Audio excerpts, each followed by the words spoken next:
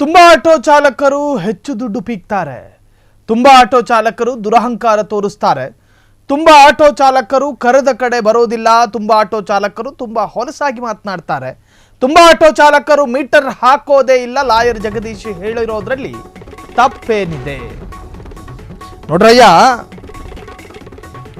Auto ಚಾಲಕರು ಸ್ವಾಭಿಮಾನಿ ಜೀವಿಗಳು, ಅದರಲ್ಲಿ ಯಾವ ಸಂದೇಹವೂ ಇಲ್ಲ. ಆಟೋ ಚಾಲಕರ ಆಟೋದ ಹಿಂದೆ 108 ನುಡಿಮುತ್ತುಗಳಿರ್ತವೆ. ಅದರಲ್ಲೂ ಸಮಾಜಕ್ಕೊಂದು ಸಂದೇಶ ಇದೆ, ಅದರಲ್ಲೂ ಸಂದೇಹ ಇಲ್ಲ. ಆದರೆ ಲಾಯರ್ ಜಗದೀಶ್ ಹೇಳಿರೋದ್ರಲ್ಲಿ ತಪ್ಪೇನಿದೆ? ಬಹುತೇಕ ಆಟೋ ಚಾಲಕರು ಹೆಚ್ಚು ದುಡ್ಡು ಪೀಕ್ತಾರೆ. ಆ ತರಹದ ಸಾಕಷ್ಟು ಸುದ್ದಿಗಳನ್ನ ನಾವೇ ಬಿತ್ತರ ಮಾಡಿದ್ದೀವಿ. ಲಾಯರ್ ಜಗದೀಶ್ ಹೇಳಿಕೆ ಪರ ಸಾರ್ವಜನಿಕರ ದನಿ. ನೀವು ಸೋಷಿಯಲ್ ಮೀಡಿಯಾದಲ್ಲಿ ನೀವೆಷ್ಟು ಬೈಕೊಂಡ್ರು ಏನೂ ಆಗೋದಿಲ್ಲ. ಕಡೆಗೆ ನಿಮ್ಮ ಹೇಳಿಕೆಗಳೇ ನಿಮಗೆ ಮುಳುವಾಗ್ತವೆ. ಸಾರ್ವಜನಿಕರ ಎಚ್ಚರಿಕೆಗಳು. ತುಂಬಾ ಆಟೋ ಚಾಲಕರು ಹೆಚ್ಚು ದುಡ್ಡು ಪೀಕ್ತಾರೆ. ಹೌದು, ತುಂಬಾ ಆಟೋ ಚಾಲಕರು ಕಸ್ಟಮರ್ಗಳ ಜೊತೆ ಅತ್ಯಂತ ಅಸಭ್ಯವಾಗಿ ವರ್ತಿಸಿರೋರು ಇದ್ದಾರೆ. ತುಂಬಾ ಆಟೋ ಚಾಲಕರು ದುರಹಂಕಾರವನ್ನ ತೋರಿಸ್ತಾರೆ. ತುಂಬಾ ಆಟೋ ಚಾಲಕರು ಕರೆದ ಕಡೆ ಬರೋದಿಲ್ಲ. ಆದರೆ ಎಲ್ಲ ಆಟೋ ಚಾಲಕರ ಬಗ್ಗೆ ಹೇಳ್ತಾ ಇಲ್ಲ. ಆ ಆಟೋ ಚಾಲಕರ ಬಗ್ಗೆ ಜಗದೀಶ್ ಅವರು ಆಕ್ರೋಶವನ್ನು ವ್ಯಕ್ತಪಡಿಸಿದ್ರು. ಅದರಲ್ಲಿ ತಪ್ಪೇನಿದೆ? ಈಗ ಸಾರ್ವಜನಿಕ ವಲಯದಿಂದಲೂ ಕೂಡ ಸಾರ್ವಜನಿಕರು ಲಾಯರ್ ಜಗದೀಶ್ ಪರ ನಿಂತ್ಕೊಂಡು ಮಾತನಾಡ್ತಾ ಇದ್ದಾರೆ. ನೋಡ್ರಿ, ರ್ಯಾಪಿಡೋ ಡ್ರೈವರ್ಗಳು ಕಸ್ಟಮರ್ಗಳ ಜೊತೆ ಅತ್ಯಂತ ಸಭ್ಯರಾಗಿ ಮಾತನಾಡ್ತಾರೆ. ಅವರನ್ನ ಅತ್ಯಂತ ಆರೋಗ್ಯಕರವಾಗಿ ಕರ್ಕೊಂಡು ಹೋಗ್ತಾರೆ. ಅವರಲ್ಲಿ ಹೆಚ್ಚು ಹಣವನ್ನು ಡಿಮ್ಯಾಂಡ್ ಮಾಡೋದಿಲ್ಲ. 30-35 ರೂಪಾಯಿ ಮೀಟರು, ಮಿನಿಮಮ್ ಮೀಟರು. ಎಷ್ಟು ಜನ ತಗೋತಾರೆ 35 ರೂಪಾಯಿ ಮೀಟರು? ಪ್ರಾಮಾಣಿಕರು ಇಲ್ಲ ಅಂತ ಹೇಳಿ ನಮ್ಮ ವಾದ ಅಲ್ಲ, ಪ್ರಾಮಾಣಿಕರಿದ್ದಾರೆ. ಆದರೆ ಲಾಯರ್ ಜಗದೀಶ್ ಅಪ್ರಾಮಾಣಿಕರ ಬಗ್ಗೆ ಮಾತನಾಡಿದ್ದಾರೆ. ಅಪ್ರಾಮಾಣಿಕರ ಬಗ್ಗೆ ಮಾತನಾಡಿದ್ದು ಪ್ರಾಮಾಣಿಕರಿಗೆ ಯಾಕೆ ತಾಗಬೇಕು? ಭ್ರಷ್ಟರ ವಿರುದ್ಧ ಮಾತನಾಡೋದು ಯಾಕೆ? ಎಲ್ಲರಿಗೂ ತಾಗುತ್ತೆ, ಎಲ್ಲರಿಗೂ ಅಲ್ಲ. ಸೊ ಹೀಗಂತ ನಾವು ಹೇಳ್ತಾ ಇಲ್ಲ. ಸಾರ್ವಜನಿಕರು ಕೂಡ ಲಾಯರ್ ಜಗದೀಶ್ ಪರ ಬ್ಯಾಟ್ ಬೀಸ್ತಾ ಇದ್ದಾರೆ. ಒಬ್ಬ ಆಟೋ ಡ್ರೈವರ್ ತಪ್ಪು ಮಾಡೋದ್ರಿಂದ ಇಡೀ ಆಟೋ ಕುಲಕ್ಕೆ ಅವಮಾನ ಆಗ್ತಾ ಇದೆ. ಪ್ಯಾಸೆಂಜರ್ಗೆ ಸರಿಯಾಗಿ ರೆಸ್ಪೆಕ್ಟ್ ಕೊಡಲ್ಲ, ಹೇಳಿದ ಕಡೆ ಬರಲ್ಲ, ಬಂದ್ರೂ ಜಾಸ್ತಿ ದುಡ್ಡು ಕೇಳೋದು, ಏಕವಚನದಿಂದ ಮಾತಾಡೋದು,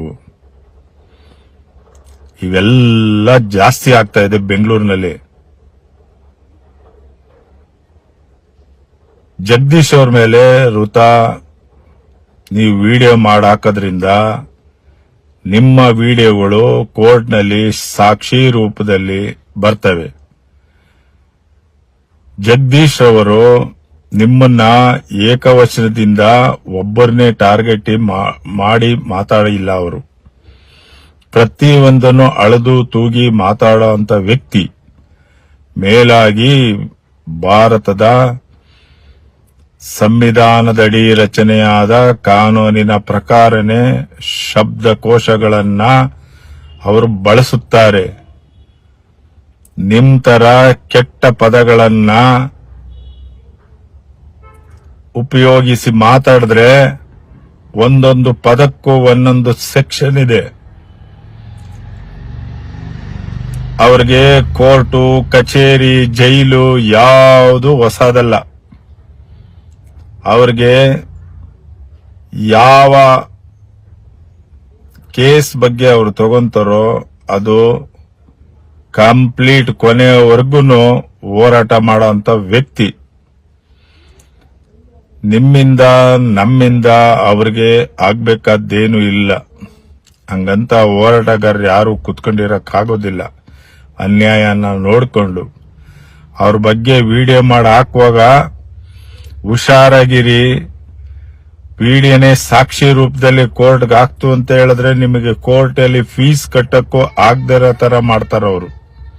ಅವ್ರಿಗೆ ಆ ಕೆಪಾಸಿಟಿ, ಆ ಧೈರ್ಯ, ಆ ಕಾನೂನು ಹರಿದು ಕುಡ್ದಿದ್ದಾರೆ. ಅವರ ಇನ್ನೊಂದೇನ್ ಗೊತ್ತಾ, ಹೆಂಟದೆ ಬಂಟ. ನೀವು 1000 ಜನ ಹೋದ್ರೂ ಅವ್ರನ್ನೇನು ಮಾಡಕ್ಕಾಗಲ್ಲ. ಯಾಕೆ ಅಂತ ಹೇಳಿದ್ರೆ ಅವರು ಒಟ್ಟುವಾಗೆ ಅದನ್ನ ಅಳವಡಿಸ್ಕೊಂಡ್ ಬಂದಿರೋರು. ಕ್ಷಣ ಕ್ಷಣದ ಸುದ್ದಿಗಳಿಗಾಗಿ ಫ್ರೀಡಂ ಟಿವಿ ಸಬ್ಸ್ಕ್ರೈಬ್ ಮಾಡಿ, ಲೈಕ್ ಮಾಡಿ ಹಾಗೂ ಫಾಲೋ ಮಾಡಿ. ಹೊಸ ಸುದ್ದಿಗಳ ನೋಟಿಫಿಕೇಶನ್ಗಾಗಿ ಬೆಲ್ ಐಕಾನ್ ಮೇಲೆ ಕ್ಲಿಕ್ ಮಾಡಿ.